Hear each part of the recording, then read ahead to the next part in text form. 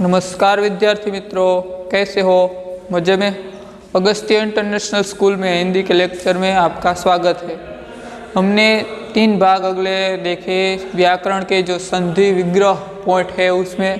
तो अब आपको पता चल गया है कि संधि किसे कहते हैं और उनका विग्रह कैसे हो सकता है। तो उनके जो प्रकार है उनमें स्वर संधि के बारे में हमने चर्चा की और आज भी उनके ही बारे में आज कुछ आगे बढ़ते हैं। तो संधि यानी कि जो 2 शब्द है, 2 वर्ण का मिलन है, उसे संधि कहा गया है।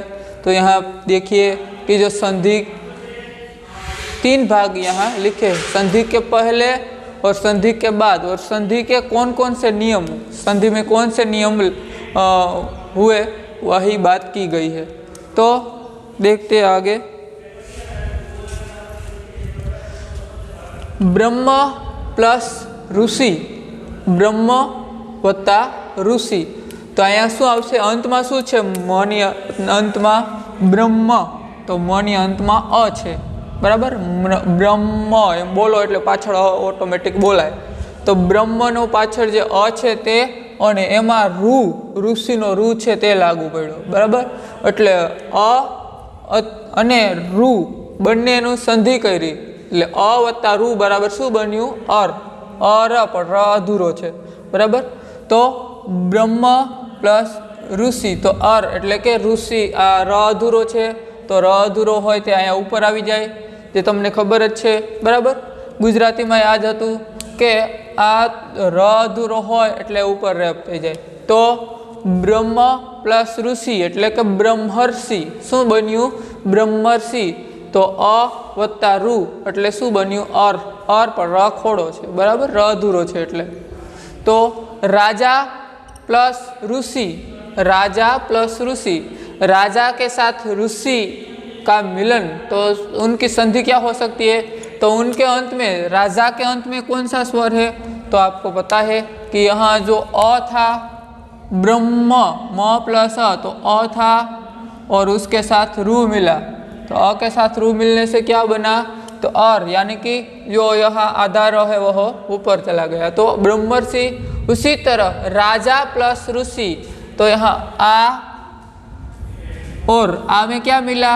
तो आ में रू मिला, तो आ में रू मिलने से क्या बना? तो वह भी अर बना, और यानी कि र आधा।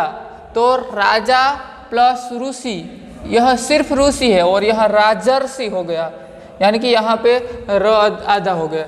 એટલે કે રાજા અને એમાં ઋષિનો રૂ ઉમેરો, આ વત્તા રૂ એટલે શું બન્યું? અર બન્યો, પણ આ ર અધૂરો છે તે ક્યાં દેખાય? તો આ સી ને માથે ર અધૂરો છે, બરાબર। તો તે રાજર્ષિ, રાજા વત્તા ઋષિ એટલે રાજર્ષિ। તો એમાં કયો જોડણી સંધિનો નિયમ लागू પડ્યો? તો આ વત્તા રૂ બરાબર શું બન્યું? અર। જેમ પહેલા હતું અ વત્તા રૂ, એમ આ વત્તા રૂ એટલે પણ અર બન્યું। આ વત્તા રૂ એટલે અર અને અ વત્તા રૂ એટલે પણ અર, બરાબર। તો હવે એક आगे बढ़ते, 1 प्लस 1, 1 प्लस 1, तो यहाँ कौन सा नियम लागू पड़ेगा? तो क क्या होता है? तो क यानी कि क के अंत में क्या है? एक। तो वह कौन से कारांत शब्द है? तो अकारांत है। क, तो क कैसे बनता है? क प्लस अ, इस तरह क बनता। तो 1 प्लस 1 यानी कि अ में क्या मिला? तो अ में ए मिला, तो अ में ए मिलने से क्या बना? तो यहाँ देखिए अ में ए मिलने से ए मिला। तो 1 प्लस 1 जैसे क्या मिला उनसे? तो 1 1 बना, 1 प्लस 1 से 1 1 बना, तो 1 वत्ता 1 तो 1 1, तो 1 के आ जे के छे ते कई रीते बन्यो? तो एमां आनो जे 1 नो अंत एक क्यो अक्षर छे? तो अ छे, अने एमां क्यो अक्षर लागू पड्यो? तो ए। अ मां ए मळे तो शुं बन्युं? अ मां ए मळवाथी, अ मां ए उमेरवाथी ए बन्युं, तो 1 वत्ता 1 बराबर 1 1। तो सदा प्लस एव, तो यह सदा कौन से कारांत शब्द है? आ कारांत। जैसे कि सदा, तो दा कैसे बनता? तो दा बराबर द प्लस आ, तो यह आकारांत है। आकारांत शब्द है और आ में क्या मिला तो ए मिला। आ में ए मिलने से क्या हुआ तो ए मिला। तो सदा प्लस एव तो क्या बना सदैव। बराबर। जो दा है दा ने अपने विग्रह करिए दा ने छूटू पाड़ीए तो दा नु शू बने द वत्ता आ। द खोड़ो वत्ता एटले दा बन्यो। तो अंते शू हतुं आ। आमां शू उमेरायुं ए। सदानो आ અને એમાં એ ઉમેરાયું તો આ વત્તા એ બરાબર શું નિયમ છે એવ બન્યું। તો સદા વત્તા એવ એટલે સદેવ। પછી બીજું છે જલ વત્તા ઓધ। જલ તો આ છે કયો કારણ છે તો તમને ખબર છે કે જલ તો પહેલો શબ્દ ભૂલી જવાનો, પહેલો શબ્દ યાદ નહીં રાખવાનો, બીજો છેલ્લો શબ્દ હોય એનો જ આપણે વિગ્રહ કરવાનો। તો લ છે કઈ રીતે તો લ પ્લસ અ। તો આ કયું કારાંત છે तो आ छे अकारांत। बराबर। तो आनो अ अने एमां शुं उमेरायुं ओ। अ मां ओ उमेराय तो शुं बने ओ। जो आ अ छे अने आ ओ आ बंने छे एनुं मिलन थाय तो शुं बन्युं ओ। तो जल वत्ता ओध तो शुं बन्युं जलोध। एटले आ कीधुं तुं के ओ बन्युं। बराबर। तो आ जलोध। जल वत्ता ओध तो क्या तो शुं बन्युं ओ जलोध। पछी महा वत्ता औषधि। महा प्लस औषधि। तो महा महा में अंत क्या है तो महा में अंत में हा। तो हा का प्लस आ। हा का प्लस आ। तो आ है इनका जो अंतिम शब्द आ है और उनका जो प्रथम औषधि का प्रथम शब्द क्या है ओ। तो आ में ओ मिला। देखिए यहाँ पर जो आ है और उनमें ओ मिला। तो आ में ओ मिलने से क्या हुआ ओ मिला। तो महा प्लस औषधि तो उनमें आ में ओ मिलने से ओ हो गया। तो महोषधि क्या बना महोषधि। तो ह है उनमें ओ मिल जाता है। बराबर। तो महोषधि। तो हा कैसे तो ह प्लस आ उनमें क्या बना तो उनमें ओ मिला, उसके साथ ओ मिला तो अब क्या हो गया ओ। तो उसी तरह महा प्लस औषधि तो महोषधि। अब अधि प्लस अयन। अधि प्लस अयन तो उनमें अंत में कौन सा स्वर है तो ई है अधि। धी कैसे बनता तो ध प्लस ई रस्व है, यहाँ दीर्घ ई नहीं है रस्व ई है। तो औषधि तो धी कैसे बना तो ध प्लस ई। तो जो यह है औषधि अधि तो अधि कैसे बना तो ध प्लस ई। तो यहाँ के अंत में कौन सा शब्द स्वर है तो ई है। ई के साथ किसका मिलन हुआ तो ई के साथ अ। ई इनका जो अंतिम ई है और उनका जो प्रथम अ है उन दोनों का मिलन होता है, यह तो हमें पता ही है। तो ई और ई प्लस अ बराबर क्या होता है तो यहाँ बताया गया ई प्लस अ मिलने से य प्लस अ हो जाता है। क्या हो जाता है य प्लस अ और उस तरह क्या बनता है य पूरा।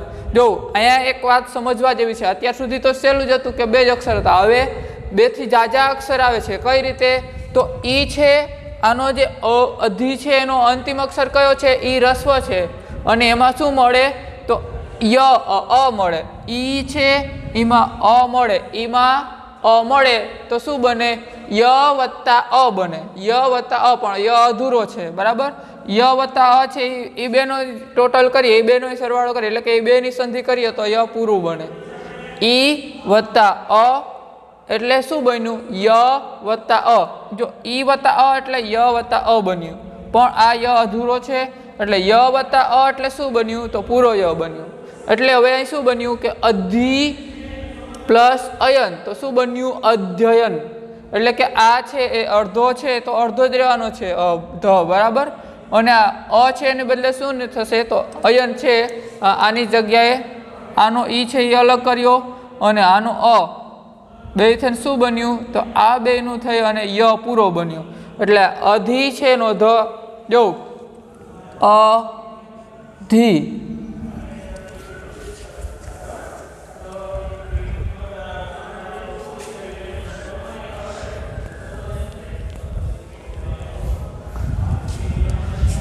અધિ અધિ તો અધિ છે એને છૂટું પાડીએ તો શું બન્યું કે આનો જે ધ છે એ અધૂરો ધ રહે ને એમાંથી શું નીકળી જાય એની જે રસ્વ ઈ છે તે છૂટું પડ્યું બરાબર.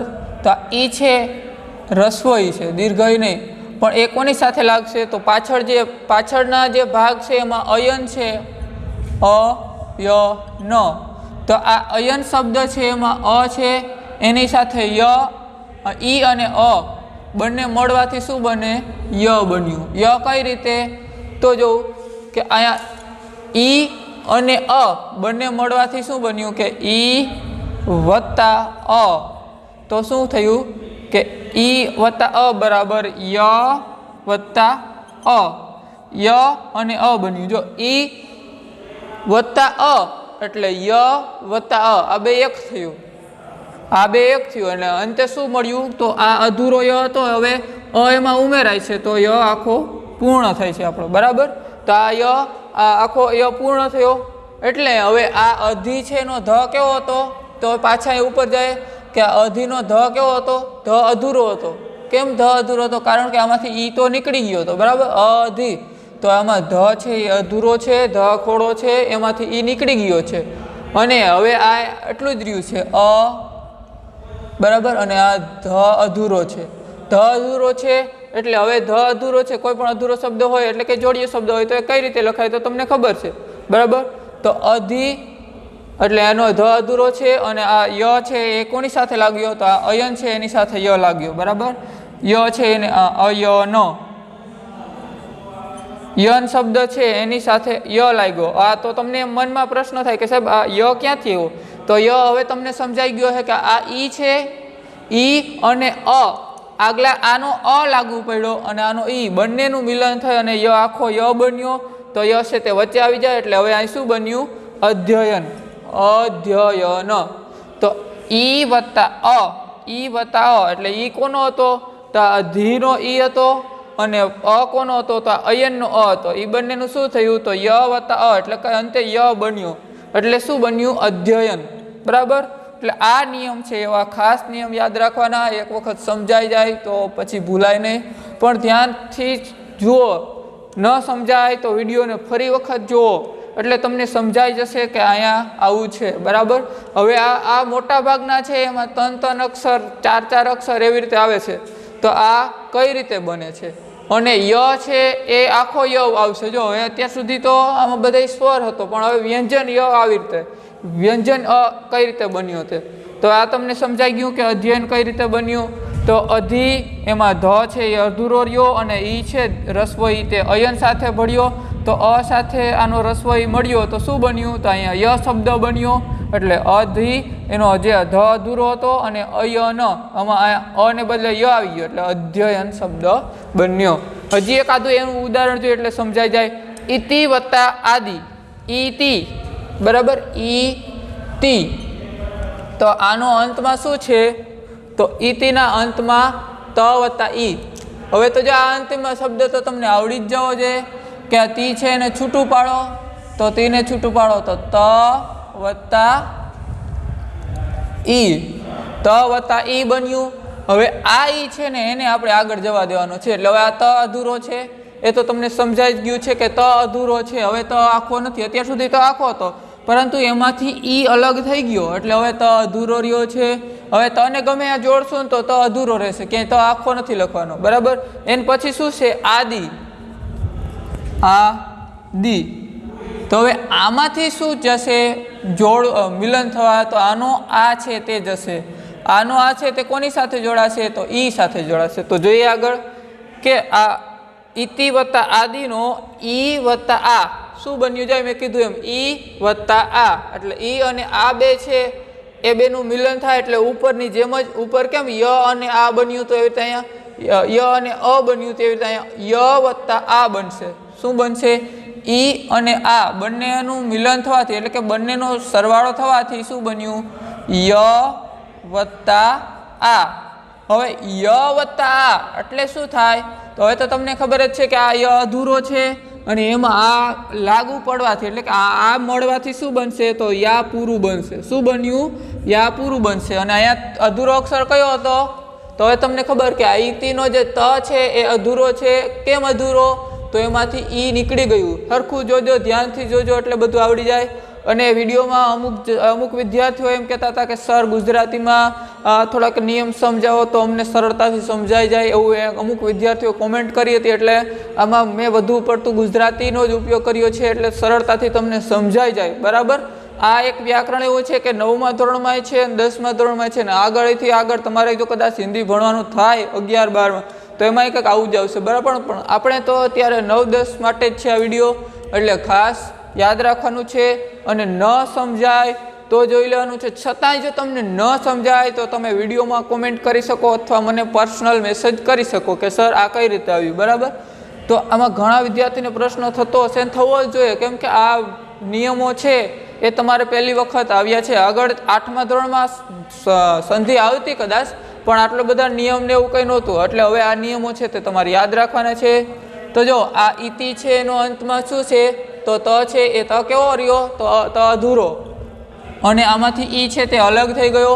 ઈ છે તે કોની સાથે મળે તો ઈ છે તે આ સાથે મળે. બરાબર. એટલે શું બન્યું? યા. એટલે કે આ ય વત્તા આ એટલે યા બન્યું. તો હવે પાછા આપણે મૂળ જગ્યા છે ત્યાં જાય. इति प्लस आदि तो क्या होता है? इत्यादि. तो इत्यादि कैसे बना? तो अब आपको पता चल गया है कि वो जो तो आधा है उनके साथ या मिला. या कैसे? तो आपको ये सवाल होगा कि सर यह तो आ है तो या कैसे आया? तो आ है जो કે આ કઈ રીતે આવ્યો? અહીં તો અંતે આ છે તો યા કઈ રીતે બન્યો? તો આ ઈ વત્તા આ એટલે શું બન્યું? ય વત્તા આ એટલે યા શબ્દ બન્યો. બરાબર. એટલે ઇતિ વત્તા આદિ એટલે શું બન્યું? ઇત્યાદિ. એવી રીતે દેવી વત્તા આગમન.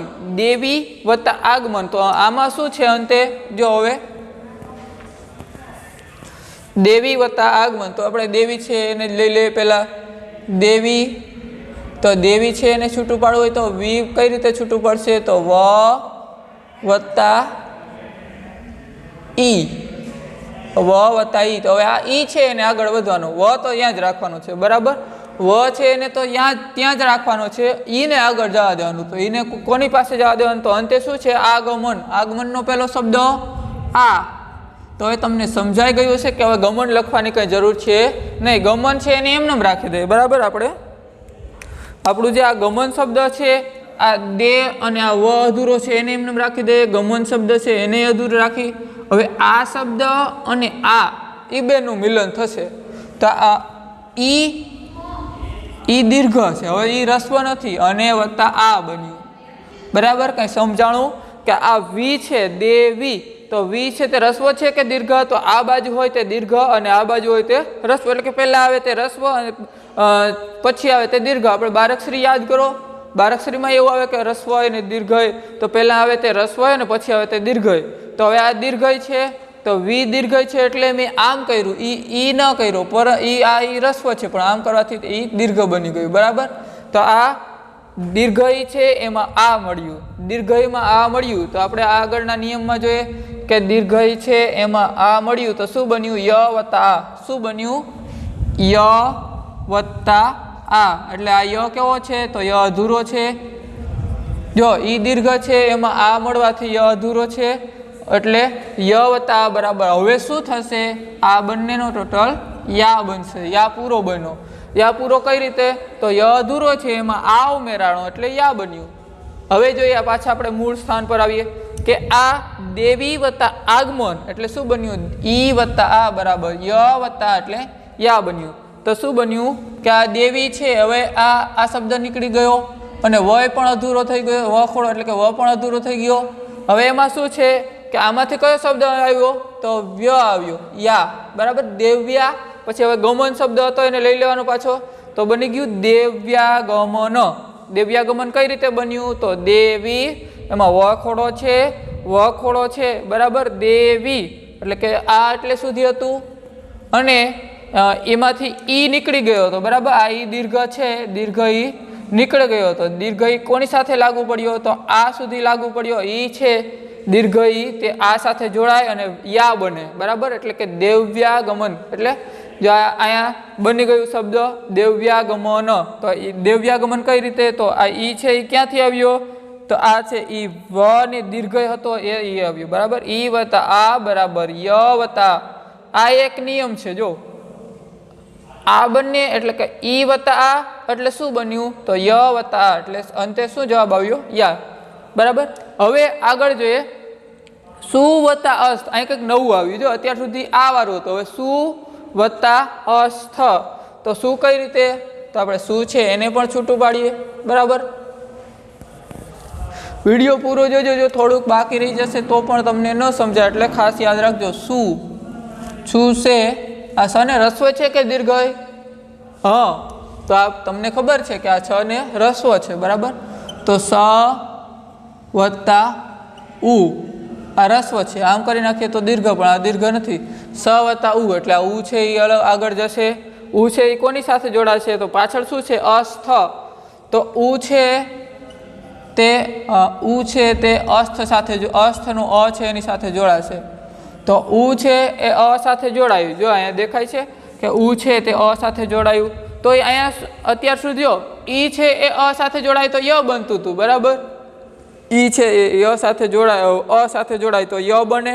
એવી રીતે ઉ છે તે અ સાથે જોડાય તો વ બને. આ જોડણીનો નિયમ છે, તે યાદ રાખજો કે ઈ છે તે અ સાથે જોડાય તો ય બને અને ઉ છે તે ય સાથે જોડાય તો વ બને, બરાબર. એટલે હવે આ બંનેનું શું બન્યું? તો વ ખોડો બન્યો, બરાબર. વ ખોડો વત્તા અ એટલે શું થયું? ઉ વત્તા અ બરાબર વ ખોડો એટલે અ. એટલે આખો શું બન્યો? વ આખો બન્યો. વ આખો કઈ રીતે? તો વ ખોડો છે, બરાબર. વ અધૂરો છે, એમાં અ ઉમેરાયો. કેમ કે આ વ્યંજન છે એ વ્યંજન એને કહેવાય કે જે અને ઉચ્ચારણ કરવા માટે સ્વરની મદદની જરૂર પડે, બરાબર. એ સ્વતંત્ર નથી. એટલે હવે આ વ અધૂરો છે એને અ સાથે ઉમેર્યો એટલે હવે આખો વ બન્યો. હવે આખો વ છે એને ક્યાં લેવાનો હતો? શું છે? સ અધૂરો બની ગયો. તો તમને એમ થાય કે સ અધૂરો કઈ રીતે? તો સ માંથી આ શું નીકળી ગયું? સ માંથી ઉ નીકળી ગયું, બરાબર. એટલે શું નીકળી ગયું, બરાબર. તો હવે સ અધૂરો રહ્યો. તો સ અધૂરો તો એમાં વ અહીંયા લાગુ પડ્યો. વ કઈ રીતે બન્યો? તો હવે તમને ખબર પડી ગઈ હશે કે જો વ બનવા માટે સ માંથી ઉ છૂટું પડ્યું. ઉ છે એ અ સાથે જોડાયું એટલે વ વત્તા અ બન્યું. હવે વ વત્તા વ એટલે આખો વ બન્યો એટલે સ્વસ્થ બન્યું. સ ઉ વત્તા અ બરાબર વ વત્તા અ બરાબર વ આખો પૂરો બન્યો તો સ્વસ્થ શબ્દ બન્યો. શું વત્તા અસ્થ એટલે સ્વસ્થ શબ્દ બન્યો. હવે અહીંયા એ જ રીતે છે કે શું વત્તા આગત એટલે શું બન્યું? સ્વાગત. તો સ્વાગત કઈ રીતે? તો જોઈએ.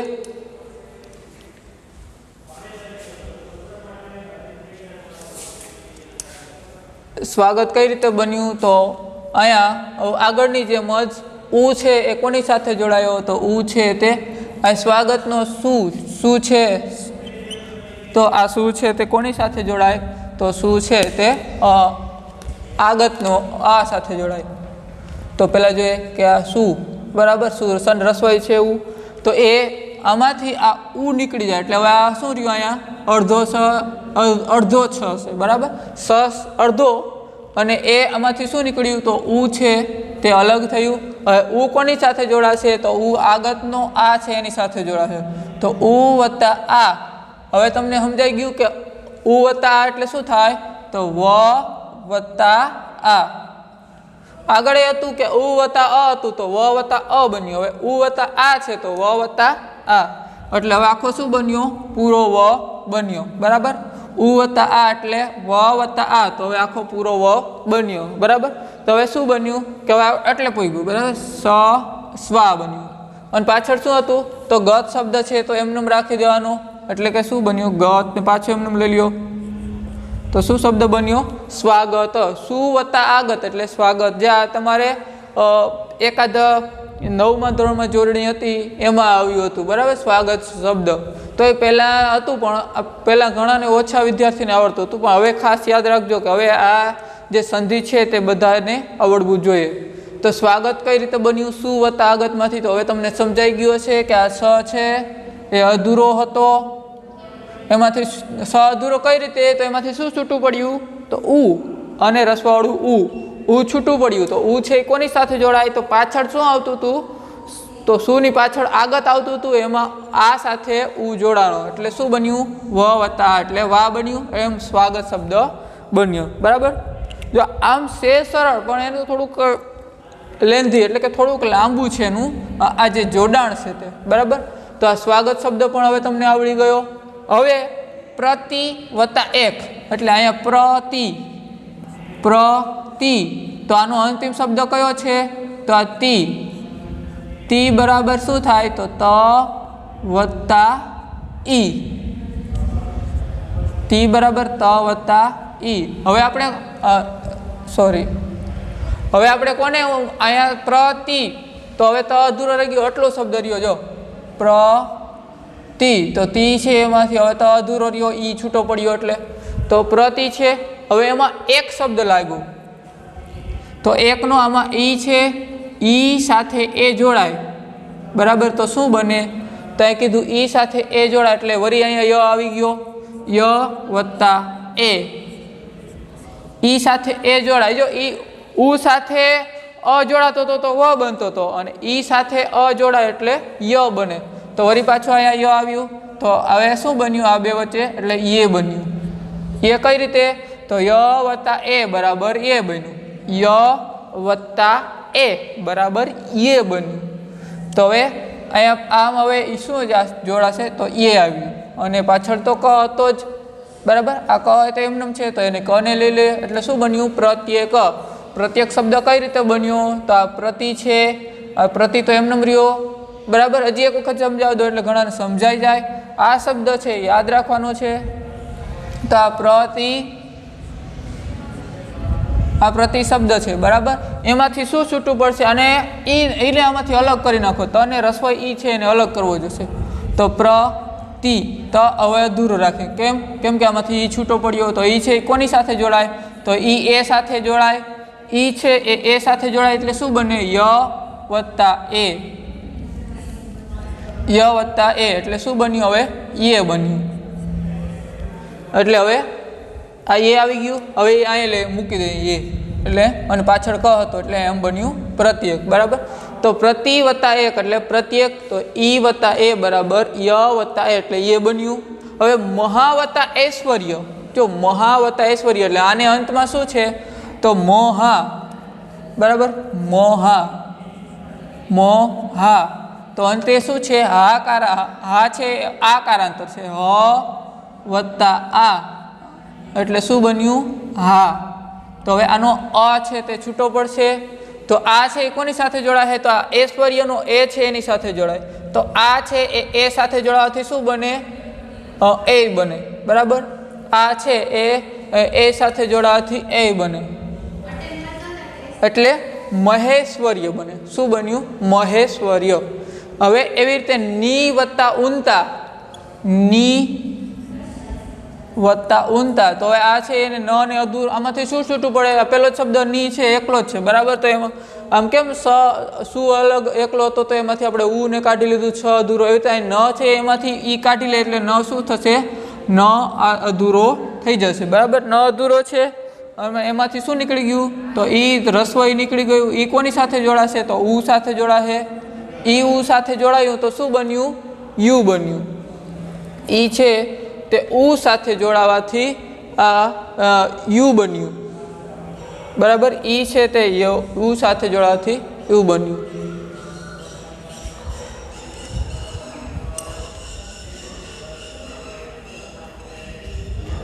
એટલે શું બન્યું? યુ. તો ઈ વત્તા ઉ એટલે ય વત્તા ઉ એટલે શું બન્યું? દીર્ઘ ઉ બન્યું. શું બન્યું? દીર્ઘ ઉ. દીર્ઘ ઉ કઈ રીતે બન્યું? તો ય વત્તા ઉ એટલે યુ બન્યું.